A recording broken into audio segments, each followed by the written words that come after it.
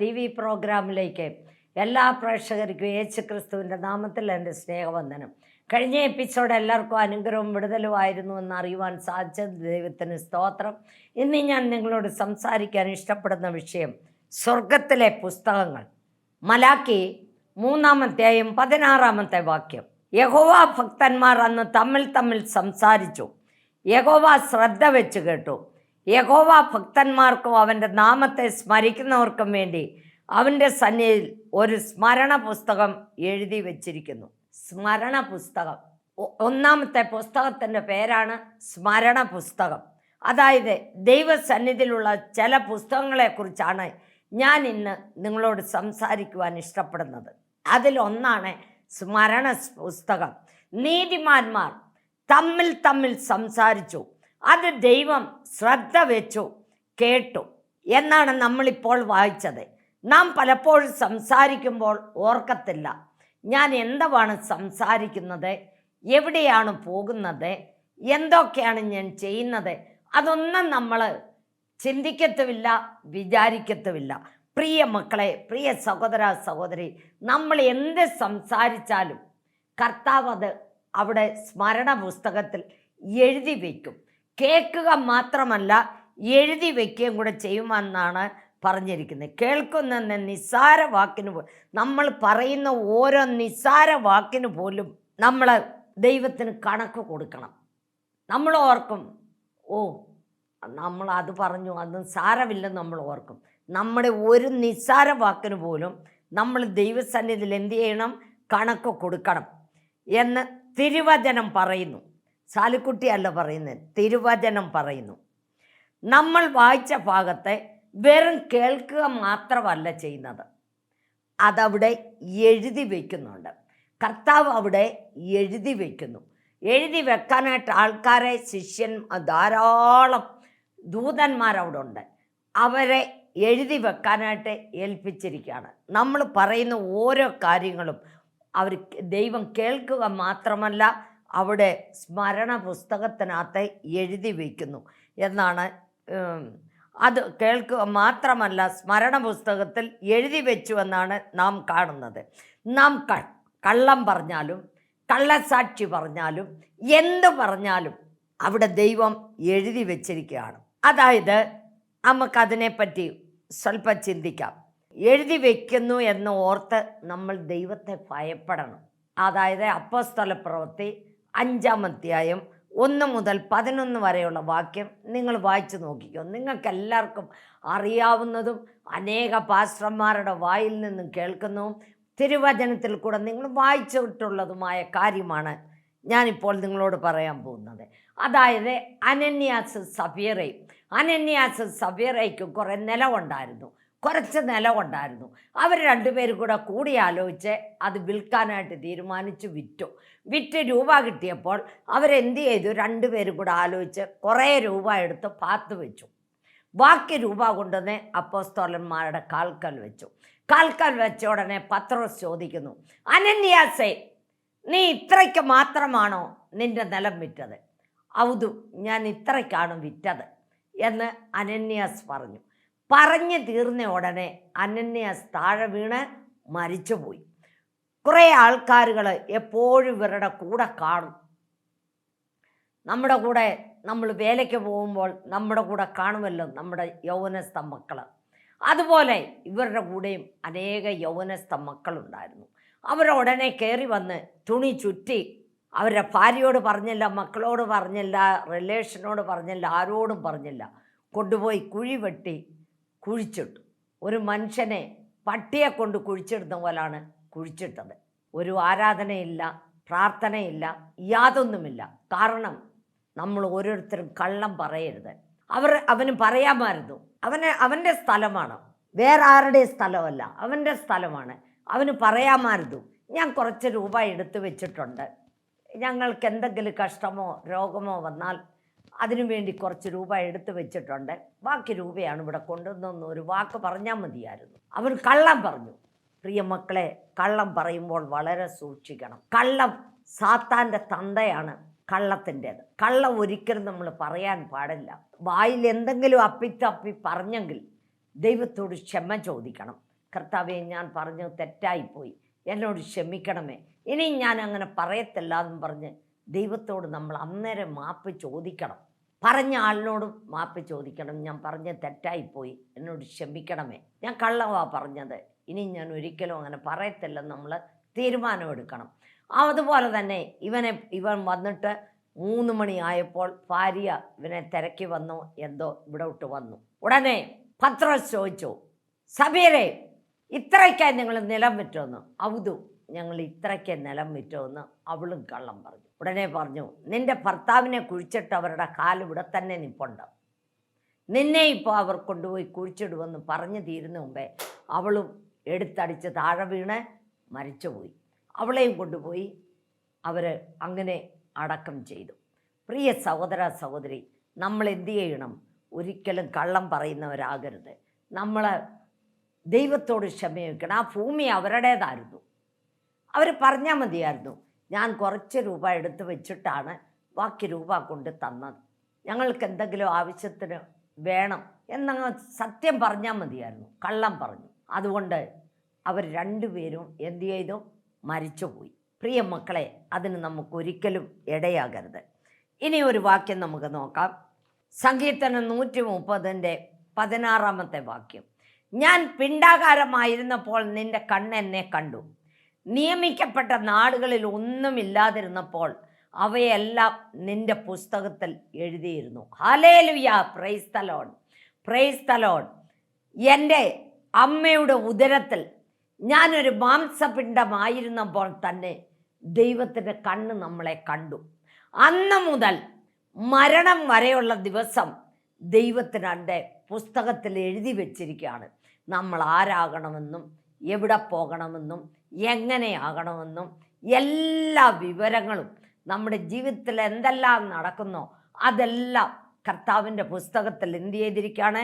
മരണ പുസ്തകത്തിൽ എഴുതി വച്ചിരിക്കുകയാണ്. അതുകൊണ്ട് നമ്മൾ ജീവിച്ചിരിക്കുന്ന അത്രയും കാലം ദൈവത്തിന് പ്രയോജനമുള്ള മക്കളായി, ദൈവത്തിന് അനുയോജ്യമായ മക്കളാക്കി നമ്മൾ ഓരോരുത്തരും ജീവിക്കണം. നമ്മൾ കള്ളും സുള്ളും താരാത്തകടിയും കെട്ടക്കൽസകളും ഒന്നും ചെയ്ത് ജീവിക്കരുത്. എപ്പോഴും ദൈവത്തെ സ്തുതിച്ചും ദൈവത്തെ ആരാധിച്ചും ദൈവം എന്നെ കാണുന്നുണ്ട്, ദൈവം കാണുക തന്നെയല്ല, ദൈവം ഈ സ്മരണ പുസ്തകത്തിനകത്ത് എഴുതി വയ്ക്കുന്നു ഞങ്ങളുടെ ഓരോ കാര്യമൊന്നും നിങ്ങൾ ഓർത്തോണം. അങ്ങനെ നമ്മൾ അത് മറന്ന് നമ്മൾ മനസ്സ് വന്ന പോലെ ജീവിച്ചാൽ നമ്മുടെ ഗതി നിത്യ നരകമാണ്. ഇനി ഒരു വാക്യം നമുക്ക് നോക്കാം. ഇനിയൊരു പുസ്തകം, ന്യായവിധിയുടെ പുസ്തകം, ദാനിയേൽ 7:10 വാക്യം. ഒരു അഗ്നി നദി അവൻ്റെ മുമ്പിൽ നിന്ന് പുറപ്പെട്ടൊഴുകി 1000 പേർ അവന് ശുശ്രൂഷ ചെയ്തു. 10,000 പേർ അവൻ്റെ മുമ്പാകെ നിന്നു. ന്യായവിസ്താര സഭ ഇരുന്നു. അതിന് ബന്ധപ്പെട്ട ഒരു വാക്യം നമുക്ക് നോക്കാം. 2 കൊരിന്ത്യർ 5:10 വാക്യം. അവനവൻ ശരീരത്തിലിരിക്കുമ്പോൾ നിങ്ങളിതെല്ലാം എഴുതിയിട്ട് വായിച്ചു നോക്ക, ദൈവം നിങ്ങളെ എല്ലാവിധത്തിലും അനുഗ്രഹിക്കും. അവനവൻ ശരീരത്തിലിരിക്കുമ്പോൾ ചെയ്തത് നല്ലതാകലും തീയതാകലും അതിന് തക്കവണ്ണം പ്രാപിക്കേണ്ടതിന് നാം എല്ലാവരും ക്രിസ്തുവിൻ്റെ ന്യായാസനത്തിന് മുമ്പാകെ വെളിപ്പെടേണ്ടതാവുന്നു. പ്രിയ മക്കളെ, പ്രിയ സഹോദര സഹോദരി, നമ്മൾ എല്ലാവരും കർത്താവിൻ്റെ ന്യായാസനത്തിൻ്റെ മുമ്പിൽ, ഈ ലോകത്തിലെ നമ്മൾ തെറ്റ് ചെയ്താൽ ഒരു ജഡ്ജിയുടെ മുമ്പിൽ പോയി നിൽക്കണം. നിന്നാലും കള്ളസാക്ഷികളും രൂപയും ഉണ്ടെങ്കിൽ ആ കേസുകളെല്ലാം തകിടം മറിച്ച് ജയിപ്പിച്ചു തരും. എന്നാൽ നമ്മുടെ കർത്താവ് നീതിയുള്ള ന്യായാധിപതിയാണ്. അവന് കൈക്കൂലി വേണ്ട, അവന് ലഞ്ച വേണ്ട, അവന് യാതൊന്നും വേണ്ട. അവൻ നീതിയുള്ള ന്യായാധിപതി.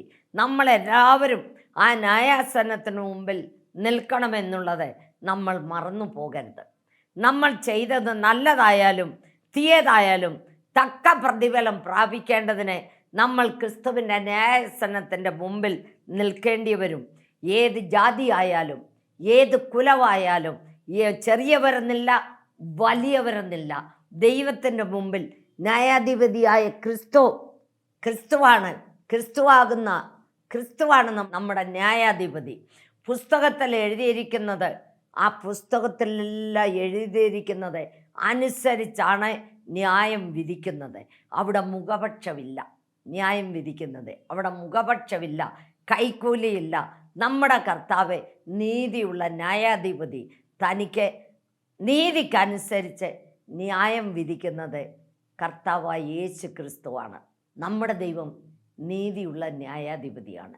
അതുകൊണ്ട് നമ്മൾ വളരെയധികം ശ്രദ്ധയോടുകൂടെ വളരെ ദൈവത്തിന് പ്രയോജനമുള്ള മക്കളായിട്ട് നമ്മൾ ജീവിച്ചാൽ നല്ലതാണെന്ന് ഞാൻ നിങ്ങളോട് പറയുന്നു. അതുപോലെ തന്നെ വെളിപ്പാട് 3:5 ഞാൻ യോഗ്യന്മാരാകയാൽ വെള്ള ധരിച്ചുകൊണ്ട് എന്നോടുകൂടെ നടക്കും. ജയിക്കുന്നവൻ വെള്ളയുടുപ്പ് ധരിക്കും. അവൻ്റെ പേര് ഞാൻ ജീവപുസ്തകത്തിൽ നിന്ന് മായ്ച്ചു കളയാതെ. മൂന്നാമത്തേത് ജീവപുസ്തകം. രണ്ടാമത്തേത് എന്തായിരുന്നു? ന്യായവിധിയുടെ പുസ്തകം. അതിനകത്തെല്ലാം നമ്മുടെ ജീവിതത്തിൽ നമ്മൾ ജനിച്ച അന്ന് മുതൽ മരിക്കുന്ന അന്ന് വരെയുള്ള വിവരങ്ങൾ എല്ലാം എഴുതി വച്ചിട്ടുണ്ട്. ആ ന്യായ പുസ്തകം തുറന്ന നമ്മുടെ ന്യായാധിപതി നമുക്ക് ഓരോരുത്തർക്കും ശിക്ഷ വിധിക്കുന്നത്. നല്ലത് ചെയ്തവർക്ക് നല്ലത്, കെട്ടത് ചെയ്തവർക്ക് കെട്ടതായിട്ടുള്ള ന്യായവിധി. അതേസമയം പിന്നുള്ളത് മൂന്നാമത്തേത് ജീവപുസ്തകം. വെളിപ്പാട് 3:5 അവൻ യോഗ്യന്മാരാകയാൽ വെള്ള ധരിച്ചുകൊണ്ട് എന്നോടുകൂടെ നടക്കും. ജയിക്കുന്നവർ വെള്ളയുടുപ്പ് ധരിക്കും. അവൻ്റെ പേര് ഞാൻ ജീവപുസ്തകത്തിൽ നിന്ന് മായ്ച്ചു കളയാതെ എൻ്റെ പിതാവിൻ്റെ സന്നിധിയിലും അവൻ്റെ ദൂതന്മാരുടെ മുമ്പിലും അവൻ്റെ പേര് ഏറ്റുപറയും. കുഞ്ഞാടിൻ്റെ രക്തത്താൽ കഴുകപ്പെട്ടവർ യോഗ്യന്മാരായി വിശുദ്ധിയിൽ ജീവിക്കുന്നു. കർത്താവിൻ്റെ രക്തത്താൽ കഴുകപ്പെട്ടവരാണ് യോഗ്യന്മാരായി വിശുദ്ധിയിൽ ജീവിക്കുന്നവർ. യോഗ്യന്മാർ, അങ്ങനെ ജീവിക്കുന്നവർ ആരാണ്? യോഗ്യന്മാരാണ്. അവരുടെ പേര് മായ്ച്ചു കളയാതെ ജീവൻ്റെ പുസ്തകത്തിൽ മായ്ച്ചു കളയാതെ പിതാവിൻ്റെ മുമ്പിലും ദൂതന്മാരുടെ മുമ്പിലും ഏറ്റുപറയും. നമ്മളിന്ന് സഭയുടെ മുമ്പിലും ജനങ്ങളുടെ മുമ്പിലും ദൈവത്തെ സാക്ഷിക്കുന്നുവെങ്കിൽ ദൈവം നമ്മുടെ കാര്യവും സാക്ഷിക്കും. എവിടെയാണ് സാക്ഷിക്കുന്നത്? ദൈവത്തിൻ്റെ മുമ്പിലും ദൂതന്മാരുടെ മുമ്പിലും. നമ്മളിവിടെ സാക്ഷീകരിക്കണം. സഭയുടെ മുമ്പിലും നമ്മുടെ ജനങ്ങളുടെ മുമ്പിലും നമ്മൾ ദൈവത്തെ സാക്ഷിക്കുന്നുവെങ്കിൽ ദൈവം നമ്മുടെ കാര്യം യഥാർത്ഥമായിട്ടും പറയും. അവൻ എൻ്റെ മകളാണ്, അവൻ എൻ്റെ മകനാണെന്ന്. ഇല്ല എങ്കിൽ എനിക്കവനെ അറിയത്തില്ല, അവൻ ആരാണെന്ന് പോലും അറിയത്തില്ല, അവൾ ആരാണെന്ന് പോലും അറിയത്തില്ല എന്ന് കർത്താവ് തന്നെ പറയും. വെളിപ്പാട് 13:8 ലോകസ്ഥാപനം മുതൽ അറുക്കപ്പെട്ട കുഞ്ഞാടിൻ്റെ ജീവപുസ്തകത്തിൽ പേരെഴുതിയിട്ടില്ലാത്ത ഭൂവാസികളൊക്കെയും അതിനെ നമസ്കരിക്കും. ഏതിനെ നമസ്കരിക്കും? ഒരു മൃഗത്തെ. അതായത് കുഞ്ഞാടിൻ്റെ ജീവപുസ്തകത്തിൽ പേരില്ലാത്തവർ ആ മൃഗത്തെ നമസ്കരിക്കും. പേരുള്ളവർ ആരും നമസ്കരിക്കത്തില്ല. നമ്മുടെ പേര് ജീവൻ്റെ പുസ്തകത്തിൽ ഉണ്ടോ എന്ന് നിങ്ങളെ തന്നെ ശോധന ചെയ്ത് നോക്ക്. എൻ്റെ പേര് എൻ്റെ കർത്താവിൻ്റെ ജീവപുസ്തകത്തിൽ ഉണ്ടോ എന്ന് നമ്മളെ തന്നെ ശോധന ചെയ്ത് നോക്ക്. അതുപോലെ തന്നെ കർത്താവിനെ സ്വന്തം രക്ഷകനായി സ്വീകരിക്കുക. അവൻ്റെ രക്തത്താൽ നമ്മൾ കഴുകപ്പെടുക. അങ്ങനെയുള്ള ഒരു വ്യക്തിയുടെ പേര് എപ്പോഴും ജീവൻ്റെ പുസ്തകത്തിൽ കാണപ്പെടും. കർത്താവായ യേശുവിനെ സ്വന്തം രക്ഷകനായി സ്വീകരിച്ച് അവൻ്റെ രക്തത്തല്ലി കഴുകപ്പെട്ട് സ്നാനപ്പെട്ട് പരിശുദ്ധാത്മാവിനെ പ്രാപിച്ച് പരിശുദ്ധാത്മാവിൻ്റെ ശക്തിയും ബലവും നമുക്കുണ്ടായിരിക്കണം. അതുപോലെ തന്നെ നമ്മളെപ്പോഴും പ്രാർത്ഥിക്കുന്നവരും ഇടവിടാതെ പ്രാർത്ഥിക്കുന്നവർ, മടുത്തു പോകാതെ പ്രാർത്ഥിക്കുന്നവരായിരിക്കണം. അങ്ങനെയുള്ളവരുടെ പേര് ജീവൻ്റെ പുസ്തകത്തിൽ കാണപ്പെടും, ജീവൻ്റെ പുസ്തകത്തിൽ. അതുപോലെ തന്നെ വെളിപ്പാട് 21:8 മനുഷ്യനായി ജനിച്ച എല്ലാവർക്കും ഒരു മരണമുണ്ട്. അത് എന്തെന്ന് ചോദിച്ചാൽ നമ്മുടെ ശരീരം വിടുന്ന മരണം. എന്നാൽ രക്ഷിക്കപ്പെടാത്തവർക്ക് 2 മരണമുണ്ട്. അതാണ് തീപ്പൊയ്കയിലേക്ക് തള്ളിയിടുന്ന നിത്യമരണം. നമ്മൾ ദൈവത്തെ കണ്ട് ദൈവമകളായി ജീവിച്ച് ദൈവത്തോടു കൂടെ ചേർന്ന് നടക്കുന്ന ഒരു വ്യക്തിക്ക് ഒരു മരണമേ ഉള്ളൂ. അതായത് നമ്മുടെ ശരീരവും ആത്മാവും തമ്മിൽ വേർപെടുന്ന മരണം. ആത്മാവ് ദൈവസന്നിധിയിൽ പോകും, നമ്മുടെ ശരീരം ഭൂമിയിൽ ഡബൻ മാറും. അതേസമയം കർത്താവായ യേശുവിനെ സ്വന്തം രക്ഷകനാക്കി സ്വീകരിക്കാതെ ദൈവ ഇഷ്ടപ്രകാരം ജീവിക്കാതെ ദൈവത്തെ പഴിച്ചും ദുഷിച്ചും എങ്ങനെയൊക്കെയോ ജീവിക്കുന്നവർക്ക് അവർക്ക് 2 മരണമുണ്ട്. ആ മരണം ഒന്ന് ശരീരവും ആത്മാവും തമ്മിൽ വിടുന്ന മരണം, രണ്ടാമത്തെ മരണം തീപ്പൊയ്ക. അങ്ങനെ 2 മരണം അവർക്കുണ്ട്. ഇതിലേത് വേണം നിങ്ങൾക്കെന്ന് നിങ്ങൾ തന്നെ തീരുമാനിച്ചു.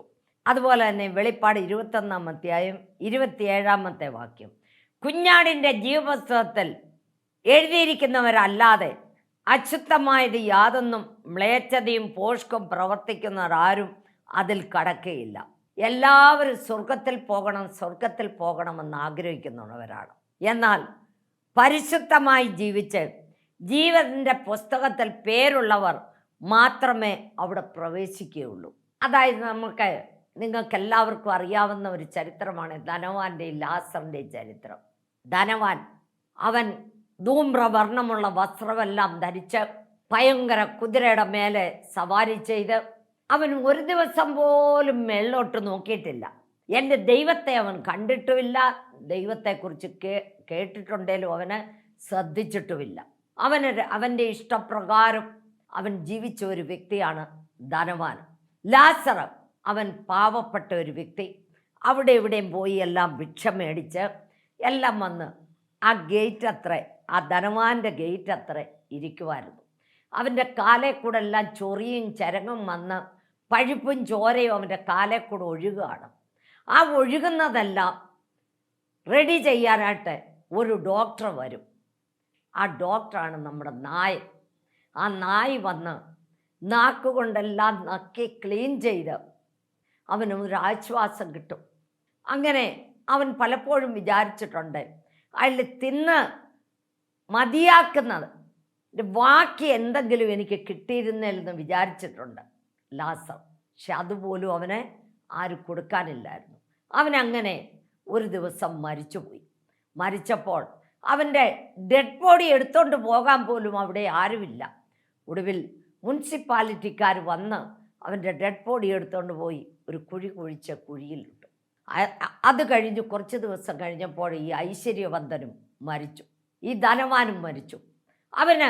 അവൻ്റെ മരിച്ച സമയത്ത് കരയാൻ ഭയങ്കര ഒരു സെറ്റ്, ഭയങ്കര ബാൻഡും മേളവും ഊതുവാനും എല്ലാം അടിക്കുവാനും എല്ലാമായിട്ട് ഒരു സെറ്റ്, ഡാൻസിനും കൂത്തിനുമായി ഒരു സെറ്റ്. ഇങ്ങനെ വേക്കോദിഷ്ട ജനം. ധനവാൻ മരിച്ചപ്പോൾ അവൻ്റെ ഡെഡ് ബോഡി എടുത്തുകൊണ്ട് പോകുമ്പോൾ ഭയങ്കര ബാൻഡ് മേളത്തോടുകൂടെ കൊണ്ടുപോയി അവൻ്റെ ശരീരം കുഴിച്ചിട്ടു. പ്രിയ മക്കളെ, പ്രിയ സഹോദര, പ്രിയ സഹോദരി, അവൻ്റെ ആത്മാവ് നിത്യ നരകത്തിലേക്ക് പോയി. ആ പാവപ്പെട്ട ലാസറിൻ്റെ ആത്മാവ് അബ്രഹാം പിതാവിൻ്റെ മടിയിലേക്ക് പോയി. ശ്രദ്ധയിട്ട് കേട്ടോണം, നിങ്ങൾക്കെല്ലാം അറിയാം. പക്ഷേ അനുഭവത്തിൽ അത് ചിന്തിച്ചു നോക്കണം, അനുഭവത്തിൽ നമ്മളത് അറിഞ്ഞിരിക്കണം. നമ്മുടെ ജീവിതത്തിലും നമ്മളെപ്പോഴും പാവങ്ങളെ നോക്കുകയും പാവങ്ങളോട് നിങ്ങൾ എന്തെങ്കിലും കൊടുക്കാൻ പറ്റുമെങ്കിൽ എല്ലാം കൊടുക്കണം. നിങ്ങൾക്ക് 10 ഡ്രസ്സ് ഉണ്ടെങ്കിൽ ഒരു ഡ്രസ്സ് ആ പാവപ്പെട്ട സ്ത്രീക്ക് കൊടുക്കാം. അവിടെ മകളുടെ കല്യാണം നടത്താൻ രൂപയില്ലാതെ അവർ കരയുന്നു, വീട് പണി പൂർത്തിയാക്കാൻ നിവൃത്തിയില്ലാതെ കരയുന്നു. നീ ചാക്കിനകത്ത് രൂപ കെട്ടി അവിടെ ഇവിടെ ഇട്ടിരിക്കുകയാണ്. ബാങ്ക് മുഴുവൻ രൂപയാണ്. ഇപ്പോൾ ബാങ്കിൽ അധികം ഇടാനും ഭയപ്പെടുന്ന ആൾക്കാർ. ഏത് സമയത്താണ് ഇവർ പിടിക്കുന്നതെന്ന് അറിയത്തില്ല. അതുകൊണ്ട് ഇവിടെ MLA ആയിരുന്ന വ്യക്തിയെ പിടിച്ച് ജയിലിലിട്ടിരിക്കുകയാണ്. ഇഷ്ടംപോലെ സ്വർണം, കേജി സ്വർണം, ചാക്ക് തുമ്പിയാണ് അവൻ്റെ വീട്ടിൽ നിന്ന് രൂപ എടുത്തത്. പാവങ്ങളുടെ കയ്യിൽ നിന്നും അവന് എന്തെങ്കിലും ആ പാവങ്ങൾക്ക് ചെയ്തു കൊടുക്കണേ, അവരുടെ കയ്യിൽ നിന്നും കൈക്കൂലി മേടിച്ചാണ് ആ പാവങ്ങൾക്ക് എന്തെങ്കിലും ചെയ്തു കൊടുക്കുന്നത്. ഞങ്ങൾക്കൊരു ശവക്കോട്ടയുണ്ട്, 2.5 ഏക്കറാണ്. കുറേ ആൾക്കാരും അവനും കൂടി ആ ശവക്കോട്ടയുടെ പകുതിയോളം പിടിച്ചെടുക്കാനായിട്ട് അവൻ ശവക്കോട്ടയിൽ വന്നു. ഇവിടെ ഞാൻ നല്ല കാര്യങ്ങൾ ചെയ്യാം, അങ്ങനെ ചെയ്യാം, ഇങ്ങനെ ചെയ്യാമെന്നും പറഞ്ഞു. ഉടനെ എൻ്റെ ഹസ്ബൻഡ് അവിടെ ചെന്നിട്ട് പറഞ്ഞു, ഇത് ഞങ്ങളുടെ സമാധിയുടെ സ്ഥലമാണ്, ഇവിടെ യാതൊന്നും നിങ്ങൾ പ്രവർത്തിക്കാൻ പറ്റത്തില്ല, യാതൊരു നല്ല കാര്യവും ചെയ്യാൻ പറ്റത്തില്ലെന്ന് പറഞ്ഞു. അവൻ വലിയ ആളല്ലേ. അവനുടനെ ഉടനെ അവൻ്റെ കൂടെ ഉള്ളവരെല്ലാം, ഓ എം പിയോട് സംസാരിച്ച കണ്ടില്ലേ, എം പി അല്ല മന്ത്രിയാന്ന് പറഞ്ഞാലും ഞങ്ങൾ ഞങ്ങളുടെ കാര്യം പറയും, ആരാണെന്ന് പറഞ്ഞാലും നീതിക്കും ന്യായത്തിനുമേ ഞങ്ങൾ കൂട്ടം നിൽക്കത്തുള്ളൂ, അന്യായത്തിന് ഞങ്ങൾ കൂട്ടം നിൽക്കത്തില്ല. അവൻ എൻ്റെ ശവക്കോട്ടെ കാലിട്ടു. വിറ്റേ ദിവസം അവനെ പിടിച്ച് കൊണ്ടുപോയി ജയിലിലിട്ടു. അവൻ്റെ രൂപായും അവൻ്റെ സാധനങ്ങളും എല്ലാം ജനങ്ങൾ ഗവൺമെൻറ് എടുത്തുകൊണ്ട് പോയി. പ്രിയ സഹോദര സഹോദരി, നമ്മൾ ജീവിക്കുന്ന അത്രയും കാലം ദൈവത്തിനും മനുഷ്യർക്കും നിരക്കാത്തതൊന്നും നമ്മൾ ചെയ്യരുത്. നമ്മൾ എന്ത് ചെയ്താലും ദൈവസന്നിധിയിൽ ഒരു നന്മയായിട്ടും മാത്രമേ നമ്മൾ ചെയ്യാവൂ. നമ്മൾ വേറെ ഒന്നിനും പോകരുത്. അങ്ങനെ ധനവാൻ ലാസർ അബ്രഹാം പിതാവിൻ്റെ മടിയിലിരിക്കുന്നു. ഈ ധനവാൻ എവിടെ കിടക്കുന്നു? ഈ തീക്കകത്ത് കിടക്കുന്നു. അവൻ അന്നാണ് അവൻ മേളിലോട്ട് നോക്കുന്നത്. പന്നിയെ കട്ട് ചെയ്യാൻ കൊണ്ടുപോകുമ്പോഴാണ് പന്നി മേളിലോട്ട് നോക്കുന്നത് എന്ന് പറഞ്ഞ പോലെ ആ ധനവാൻ അന്ന് നോക്കിയത് അന്നാണ് മേളിലോട്ട് നോക്കിയത്. മേളിലോട്ട് നോക്കിയപ്പോൾ അവൻ്റെ പടിവാതിലിരുന്ന ലാസർ എവിടെ ഇരിക്കുന്നു? അബ്രഹാം പിതാവിൻ്റെ മടിയിലിരിക്കുന്നു. അവൻ്റെ കൈ കൊണ്ട് ഒരു തൊട്ട് വെള്ളം എൻ്റെ വായിൽ തരാൻ പറയുന്നു. അവൻ്റെ വാതിലിൽ എത്ര ദിവസം ഇരുന്നു. അവന് ഒരു നേരത്തെ ആഹാരം അവന് കൊടുത്തില്ല, ഒരു ശകലം പോലും വെള്ളം പോലും അവന് കൊടുത്തില്ല, അവൻ്റെ കൈ കൊണ്ട്. എന്നിട്ട് അവനെ പറഞ്ഞു വിട്ട് അവൻ്റെ സഹോദരങ്ങളോടെല്ലാം ഇങ്ങനത്തെ സംഭവം നടക്കും, അതുകൊണ്ട് നിങ്ങൾ ദൈവത്തെ കാണണമെന്ന് പറയാൻ പറഞ്ഞു വിടുന്നു. അതിനെല്ലാം ഭൂമിയിൽ ആൾക്കാരുണ്ട്. അവനും നിൻ്റെ അടുത്തോട്ട് അവനും വരാൻ പറ്റത്തില്ല, ലാസറിന് വരാൻ പറ്റത്തില്ല, ലാസറിൻ്റെ അടുത്തോട്ട് നിനക്കും വരാൻ പറ്റത്തില്ല. ഭയങ്കര പിളർപ്പാണെന്ന് പറഞ്ഞു. നമ്മുടെ ദൈവം ആരാണ് മക്കളെ? നമ്മുടെ ദൈവം ജീവിക്കുന്ന ദൈവമാണ്. നമ്മൾ പാവപ്പെട്ടവരായിരിക്കാം, നമുക്ക് പൈസ ഒന്നും ഇല്ലായിരിക്കാം, നമ്മൾക്ക് മതി, അന്നത്തേടം നടന്നാൽ മതി. ദൈവം അന്നത്തേടം നടത്തുന്ന ദൈവമാണ്. നമ്മുടെ ദൈവം ജീവിക്കുന്ന ദൈവമാണ്. ദൈവത്താൽ കഴിയാത്ത ഒന്നുമില്ല. അതുപോലെ തന്നെ ഫിലിപ്പിയർ 4:17 ഞാൻ ദാനം ആഗ്രഹിക്കുന്നു എന്നല്ല, നിങ്ങളുടെ കണക്കിലേക്ക് ഏറുന്ന ഫലമത്രേ ആഗ്രഹിക്കുന്നത്.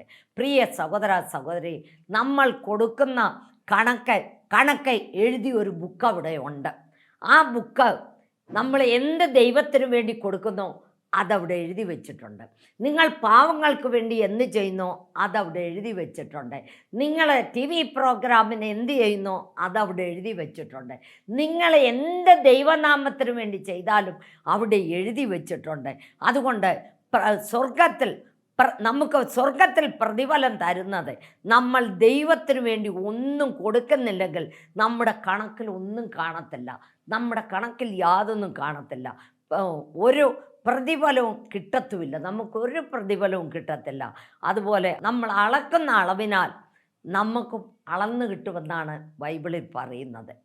അതുപോലെ തന്നെ 4:19 എൻ്റെ ദൈവമോ തൻ്റെ ബുദ്ധിമുട്ടുകളൊക്കെയും മഹത്വത്തോടെ തൻ്റെ ധനത്തിനൊത്തവണ്ണം കർത്താവായ യേശു ക്രിസ്തു മുഖാന്തരം തീർത്തു തരാമെന്നാണ് പറഞ്ഞിരിക്കുന്നത്. അത് ആരോടാണ് പറഞ്ഞിരിക്കുന്നത്?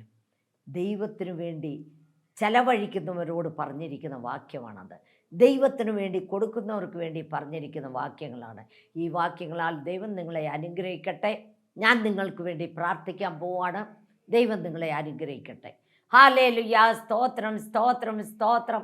കരുണാസമ്പന്നനും നിത്യനുമായ ഞങ്ങളുടെ വാഴ്ത്തപ്പെട്ട സ്വർഗസ്ഥ പിതാവേ, ദൂരത്തും ചാർത്തും ആയിരിക്കുന്ന മക്കളുമായിട്ട് നിൻ്റെ അടുത്ത് വരുന്നപ്പ ഞങ്ങൾ ജീവിച്ചിരിക്കുന്ന അത്രയും കാലം നിന്നെ സ്തുതിച്ചോ ആരാധിച്ചോ നിൻ്റെ വേല ചെയ്തും കർത്താവേ, ദൈവത്തിന് കൊടുത്തും കർത്താവേ, പാപങ്ങൾക്ക് വേണ്ടി കൊടുത്തും കർത്താവേ, ഞങ്ങൾ ജീവിക്കുന്നവരാക്കി തീർക്കണമേ അപ്പച്ച. കർത്താവേ അപ്പാ, നീ അവിടുന്ന് അനുഗ്രഹിക്കണമേ. ഞാൻ ജയിലിൽ കടന്നു, നീ എന്നെ കാണാൻ വന്നോ എന്ന് ചോദിക്കുന്നു. ഞാൻ ആശുപത്രിയിൽ കടന്നു, നീ എന്നെ കാണാൻ വന്നോ എന്ന് ചോദിക്കുന്നു.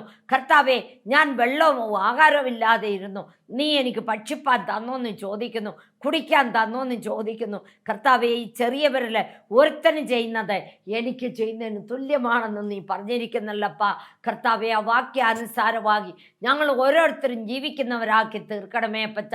എത്രയോ ജനങ്ങൾ ICUയിലും വെന്റിലേറ്ററിലും കർത്താവെ കാലം കളയുന്നല്ലപ്പാ. അവരോട് നീ ഇടപെടണമേ. സത്യദൈവത്തെ കാണുവാന്, ജീവിക്കുന്ന ദൈവത്തെ കാണുവാന്, ആ കിടക്കയിൽ കടന്ന് നിന്റെ മുഖത്തേക്ക് നോക്കുവാന് നീ ഇടയാക്കണമേപ്പാ. ആ ക്രൂശിനടിയിലേക്ക് വരുന്നവരാക്കി തീർക്കണമേപ്പാ. ജീവിക്കുന്ന അത്രയും കാലം നിനക്ക് വേണ്ടി ജീവിക്കും, മരിക്കുന്നെങ്കിൽ നിനക്ക് വേണ്ടി മരിക്കുമെന്ന് ഒരു തീരുമാനമെടുക്കുവാൻ ഓരോരുത്തരെ നീ ഇടയാക്കണമേ കർത്താവേ. കൈവിടല്ലപ്പാ. ഞാനും എൻ്റെ കുടുംബമോ ഞങ്ങളെ യഹോവയെ സേവിക്കുന്ന യോശുവയോട് ചേർന്ന് പറയുവാൻ ഓരോരുത്തരെ നീ ഇടയാക്കണമേപ്പാ. ഞാൻ എൻ്റെ കണ്ണ് പർവ്വതങ്ങളിലേക്ക് ഉയർത്തുന്നു, എനിക്ക് സഹായം ഇവിടെ നിന്ന് വരും. എൻ്റെ സഹായം ആകാശത്തെയും ഭൂമിയെ ഉണ്ടാക്കിയ യഹോവയെങ്കിൽ നിന്ന് വരുന്നെന്ന് പറയുവാൻ നീ ഇടയാക്കണമേ. ഒരിക്കലും നശിപ്പാൻ നീ സമ്മതിക്കല്ലപ്പാ. കർത്താവേ, എല്ലാ പാസ്റ്റർമാരെ, അച്ഛന്മാരെ, ഇവാഞ്ചലിസ്റ്റുകളെ നീ അനുഗ്രഹിക്കണമേ. സുവിശേഷം 5 വൻകരയിലും എത്തിച്ചേരുവാൻ നീ സഹായിക്കണമേ അപ്പാ. ക്രിസ്തു വിരോധികളുടെ ഹൃദയത്തോട് നീ ഇടപെടണമേ കർത്താവേ. കൈവിടല്ലപ്പാ. എല്ലാവരും നിന്നെ സ്തുതിച്ചു ആരാധിച്ചും ജീവിക്കുന്ന മക്കളാക്കി തീർക്കണമേ കർത്താവേ. ബെങ്കികന്തളൂരിവ കരവളകെ കർത്താവേ അപ്പാ, തീപ്പൊയ്കയില്ല തള്ളിവിടുവല്ലോ കർത്താവേ. തള്ളിവിടുവാൻ നീ വിടല്ലപ്പാ കർത്താവേ. എല്ലാവരും നിന്നെ കണ്ട് സ്വർഗരാജ്യത്തിന് അംഗമാക്കി തീർക്കണമേ അപ്പാ. കൈവിടല്ലപ്പാ യേശുവേ, നീ കൈവിടല്ലപ്പാ. ഒരിക്കലും നാശമായി പോവാൻ നീ വിടല്ലപ്പാ. തളർന്നും ക്ഷീണിച്ചു പോവാൻ നീ വിടല്ലപ്പാ. യേശുവേ, നിനക്ക് സ്തോത്രം. തന്തയെ, നിനക്ക് സ്തോത്രം അപ്പച്ച. അപ്പാ, വീട് പണി പൂർത്തിയാക്കാത്തവരുടെ വീട് പണി കർത്താവേ, വീടില്ലാത്തവർക്ക് വീട് കൊടുക്കണമേ കർത്താവേ. നീ കൈവിടല്ലപ്പാ. കല്യാണം നടക്കാത്ത മക്കളെ കല്യാണം നടത്തി കൊടുക്കണമേ. മക്കളില്ലാത്തവർക്ക് മക്കളെ കൊടുക്കണമേ കർത്താവേ. നീ കൊടുക്കണമേ. മക്കൾ നീ കൊടുക്കുന്ന ദാനമാണപ്പാ. മക്കൾ നിൻ്റേതാണപ്പാ. യേശുവേ, നിനക്ക് സ്തോത്രപ്പാ. നീ പ്രവർത്തിക്കണമേ, നീ പ്രവർത്തിക്കണമേ. കാൻസർ രോഗികൾ, പാരാലിസിസ് രോഗികൾ കർത്താവെ, ഹാർട്ട് പേഷ്യൻ്റ്, ട്യൂമർ ഉള്ളവർ കർത്താവെ, എല്ലാം നീ കാണുന്നുണ്ടല്ലോ കർത്താവെ. അപ്പാ, നീ പ്രവർത്തിക്കണമേ. നിൻ്റെ അത്ഭുതകരം പ്രവർത്തിക്കണമേ. നിൻ്റെ സ്വർഗീയകരം പ്രവർത്തിക്കണമേ. കൈവിടല്ലപ്പാ. ആദ്യ അവസാനം നീ കൂടെ ഇരിക്കണമേ.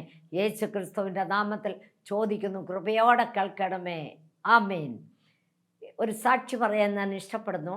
ഇന്നലെ ആരാധനയെല്ലാം കഴിഞ്ഞ് ഞാൻ രോഗികൾക്ക് വേണ്ടി പ്രാർത്ഥിക്കുന്ന സമയത്ത് ഒരു ആൻറ്റി വന്ന് എൻ്റെ മുമ്പിൽ നിന്നിട്ട് പറയുന്നു, എനിക്ക് പുറത്തു വേദനയാണ്, എനിക്ക് ഉരത്ത് വേദനയാണ്, എൻ്റെ മുട്ടിന് വേദനയാണ്, എനിക്ക് നല്ല വിശപ്പില്ല, ദാഹമില്ല. അവർ കരഞ്ഞുകൊണ്ട് എൻ്റെ അടുത്ത് പറയുന്നു. എനിക്ക് അന്നേരമേ അറിയാം. ഞാൻ ഇവർക്ക് വേണ്ടി പ്രാർത്ഥിക്കാൻ തുടങ്ങിയപ്പോഴേ അവർ അടിച്ചു തല്ലി അവിടെ കടന്നു. അവിടെ കടന്നിട്ട് ഉരുണ്ട് ഞാൻ പൊക്കോളാമേ, എന്നെ ഒന്നും ചെയ്യല്ലേ എന്ന് പറഞ്ഞു. ഞാൻ ഒന്നും ചെയ്യത്തില്ല, യേശു ക്രിസ്തുവിൻ്റെ നാമത്തിൽ പൊയ്ക്കോളാൻ പറഞ്ഞു. അങ്ങനെ അവരെ ഞാൻ കൈ കാണിച്ചിങ്ങനെ, പിതാവിൻ്റെ പുത്രൻ്റെ പരിശുദ്ധാത്മാവിൻ്റെ അധികാരമുള്ള യേശു ക്രിസ്തുവിൻ നാമത്തിൽ അവളെ വിട്ടുപോകും. ആ അമ്മ എഴുന്നേറ്റ് വരട്ടെ എന്നും പറഞ്ഞ് ഇങ്ങനെ കൈ കാണിച്ചുകൊണ്ടേ അവർ ചാടി എഴുന്നേറ്റു. അവർ പറയുന്നു, ഞാൻ നല്ലതായമ്മ, എന്നിൽ നിന്നും എല്ലാ വേദനയും ഞാൻ പറഞ്ഞു, നീ എല്ലായിടത്തും ഞെക്കി നോക്കേ, മുട്ടി നോക്കേ, നീ നിൻ്റെ വേദനയെല്ലാം പോയെന്ന് നോക്കാൻ പറഞ്ഞു. എല്ലാം പോയെന്ന് പറഞ്ഞു. നമ്മുടെ ദൈവം ആരാണ്? നമ്മുടെ ദൈവത്തെ കഴിയാത്ത ഒന്നുമില്ല. നിങ്ങളുടെ ആവശ്യങ്ങൾ എന്തുണ്ടെങ്കിലും നിങ്ങൾ ഞങ്ങൾക്ക് ഫോൺ ചെയ്യേ, ഞങ്ങൾ നിങ്ങൾക്ക് വേണ്ടി പ്രാർത്ഥിക്കാം. നിങ്ങളുടെ പ്രാർത്ഥനയിൽ ഞങ്ങളെയും ഞങ്ങളുടെ കുടുംബത്തെ ഓർത്ത് പ്രാർത്ഥിക്കണം, ഞങ്ങളുടെ വേലയെ ഓർത്ത് പ്രാർത്ഥിക്കണമെന്ന് അപേക്ഷിക്കുന്നു. God bless you. Praise the Lord.